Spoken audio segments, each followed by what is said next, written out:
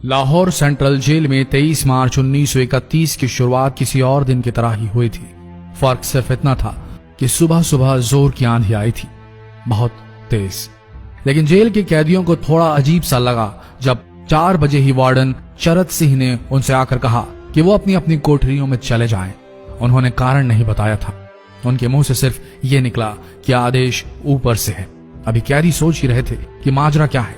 Jail का नाई बरकत हर कमरे के सामने फुसफुसाते हुए गुजरा कि आज रात भगत सिंह, राजगुरु और सुखदेव को फांसी दी जाने वाली है। उस क्षण की निश्चिंता ने उनको झकझोर कर रख दिया। कैदियों ने बरकत से मनुहार की कि वो फांसी के बाद भगत सिंह की कोई भी चीज जैसे पेन, कंघा या घड़ी उन्हें ला कर दें ताकि वो अपने पोते पोतियों को बता सकें कि कभी वो भी भगत सिंह के साथ जेल में बंद थे। बरकत भगत सिंह की कोठरी में गया और वहां से उनका पेन और कंघा ले आया। सारे कैदियों में होड़ लग गई कि किसका उस पर अधिकार हो। आखिर में ड्रॉ निकाला गया, लाहौर कॉन्स्पिरेसी केस। अब सब कैदी चुप हो चले थे। उनकी निगाहें उनकी कोठरी से गुजरने वाले रास्ते पर लगी हुई थी। भगत सिंह उनके साथ फांसी पर लटकाए जाने के लिए उसी रास्ते से गुजरने वाले थे। एक बार पहले जब भगत सिंह उसी रास्ते से ले जाए जा रहे थे तो पंजाब कांग्रेस के नेता भीमसेन सच्चर ने आवाज ऊंची कर उनसे पूछा था, आप और आपके साथियों ने लाहौर कॉन्स्पिरेसी केस में अपना बचाव क्यों नहीं किया? भगत सिंह का जवाब था, इनकलाबियों को मरना ही होता है क्योंकि उनके मरने से ही उनका अभियान मजबूत होता है, अदालत में अपील से नहीं। वार्डन शरद सिंह भगत सिंह के खैर ख्वाह थे और अपनी तरफ से जो कुछ बन पड़ता था उनके लिए किया करते थे। उनकी वजह से ही लाहौर की द्वारकादास लाइब्रेरी से भगत सिंह के लिए किताबें निकलकर जेल के अंदर आ पाती थी। भगत सिंह की जेल की जिंदगी काफी कठिन थी। किताबें पढ़ने का शौक हो चला था उन्हें कि एक बार उन्होंने अपने स्कूल के साथी जयदेव कपूर को लिखा था कि वो उनके लिए कार्ल लिब्कनेcht की मिलिट्रिज्म, लेनिन की लेफ्ट विंग कम्युनिज्म और ऑप्टन सिंक्लेयर का उपन्यास द स्पाई कुलबीर के जरिए भिजवाएं।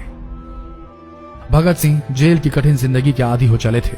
उनकी कोठरी नंबर 14 का फर्श पक्का नहीं था, उस पर घास उगी हुई थी। कोठरी में बस इतनी ही जगह थी कि उनका 5 फुट 10 इंच का शरीर बमुश्किल उसमें लेट पाए। भगत सिंह को फांसी दिए जाने से 2 घंटे पहले उनके वकील प्राणनाथ मेहता उनसे मिलने पहुंचे। मेहता ने बाद में लिखा कि भगत सिंह अपनी छोटी सी कोठरी में पिंजड़े में बंद शेर की तरह चक्कर लगा रहे थे।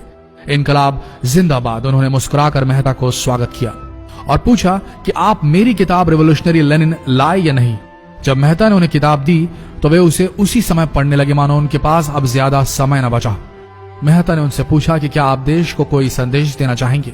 भगत सिंह ने किताब से अपना मुंह हटाए बगैर कहा, सिर्फ 2 संदेश, साम्राज्यवाद मुर्दाबाद और इनकलाब जिंदाबाद। इसके बाद भगत सिंह ने मेहता से कहा कि वो पंडित नेहरू और सुभाष चंद्र बोस को मेरा धन्यवाद पहुंचा दे जिन्होंने मेरे केस में गहरी रुचि ली थी।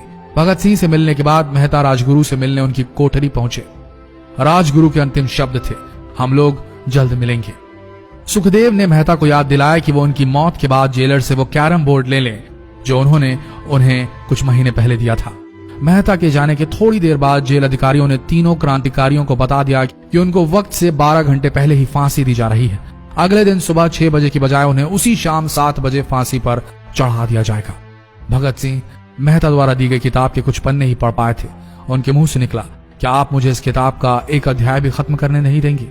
भगत सिंह ने जेल के मुस्लिम सफाई कर्मचारी बेबे से अनुरोध किया कि वो उनके लिए उनको फांसी दिए जाने से 1 दिन पहले शाम को अपने घर से खाना जरूर लाएं। लेकिन बेबे भगत सिंह की इच्छा पूरी नहीं कर सके क्योंकि भगत सिंह को 12 घंटे पहले फांसी देने का फैसला ले लिया गया और बेबे जेल के गेट के अंदर ही नहीं घुस पाए।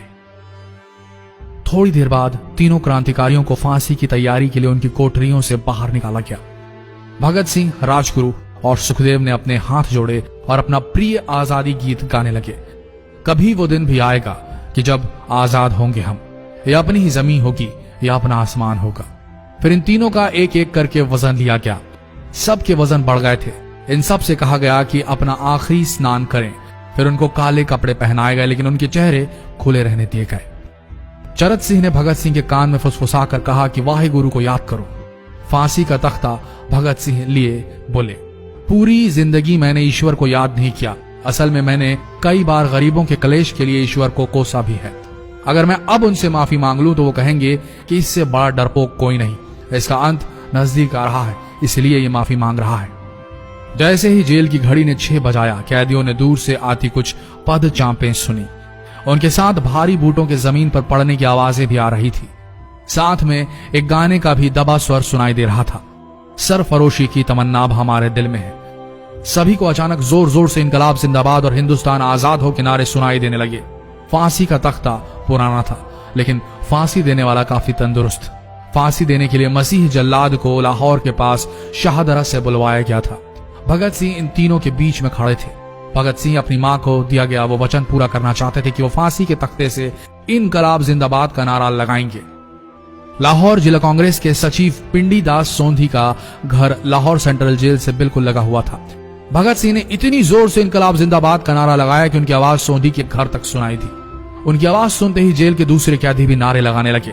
तीनों युवा क्रांतिकारियों के गले में फांसी की रस्सी डाल दी गई, उनके हाथ और पैर बांध दिए गए। तभी जल्लाद ने पूछा, सबसे पहले कौन जाएगा? सुखदेव ने सबसे पहले फांसी पर लटकने की हामी भरी। जल्लाद ने एक एक कर रस्सियां खींची और उनके पैरों के नीचे लगे तख्तों को पैर मारकर हटा दिया। काफी देर तक उनके शव तख्तों से लटकते रहे। अंत में उन्हें नीचे उतारा गया और वहां मौजूद डॉक्टरों लेफ्टिनेंट कर्नल जे नेल्सन और लेफ्टिनेंट कर्नल NS सोंधी ने उन्हें मृत घोषित किया। एक जेल अधिकारी पर फांसी का इतना असर हुआ कि जब उससे कहा गया कि वो मृतकों की पहचान करें तो उसने ऐसा करने से इनकार कर दिया। उसे उसी जगह पर निलंबित कर दिया गया अंग्रेजों द्वारा। एक जूनियर अफसर ने यह काम अंजाम दिया। पहले योजना थी कि इन सब का अंतिम संस्कार जेल के अंदर ही किया जाएगा, लेकिन फिर यह विचार त्यागना पड़ा जब अधिकारियों को आभास हुआ कि जेल से धुआं उठते देख बाहर खड़ी भीड़ जेल पर हमला कर सकती है। इसलिए जेल की पिछली दीवार तोड़ी गई। उसी रास्ते से ट्रक जेल के अंदर लाया गया और उस पर बहुत अपमानजनक तरीके से उन शवों को एक सामान की तरह लाद दिया गया। पहले तय हुआ था कि उनका अंतिम संस्कार रावी के तट पर किया जाएगा, लेकिन रावी में पानी बहुत ही कम था, इसलिए सतलज के किनारे शवों को जलाने का फैसला लिया गया। उनके पार्थिव शरीर को फिरोजपुर के पास सतलज के किनारे लाया गया। तब तक रात के 10 बज चुके थे। इस बीच उप पुलिस अधीक्षक कसूर सुदर्शन सिंह कसूर गांव से एक पुजारी जगदीश अचरज को बुला लाए। अभी उनमें आग लगाई ही गई थी कि लोगों को इसके बारे में पता चल गया। जैसे ही ब्रितानी सैनिकों ने लोगों को अपनी तरफ आते देखा, वो शवों को वहीं छोड़कर अपने वाहनों की तरफ भागे। सारी रात गांव के लोगों ने उन शवों के चारों ओर पहरा दिया। अगले दिन दोपहर के आसपास जिला मजिस्ट्रेट की दस्तखत के साथ लाहौर के कई इलाकों में नोटिस चिपकाया गया, जिसमें बताया गया कि भगत सिंह, सुखदेव और राजगुरु का सतलज के किनारे हिंदू सिख रीति से अंतिम संस्कार कर दिया गया है। तो ये थे भगत सिंह की जिंदगी के वो 12 आखिरी घंटे।